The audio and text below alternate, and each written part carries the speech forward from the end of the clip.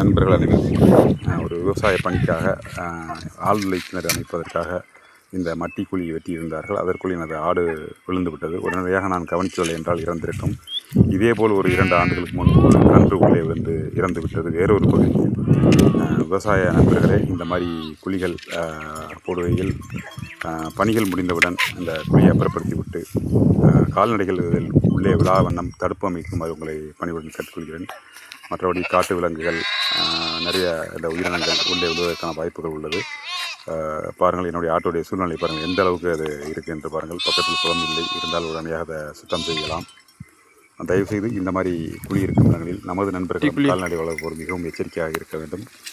ஓரிரு 2 மாடுகள் வைத்திருக்கக்கூடிய நண்பர்கள் பக்கத்தில் இந்த மாதிரி இருந்தால் மிகவும் கவனமாக செயல்பட வேண்டும் என்று கேட்டுக்கொள்கிறேன்.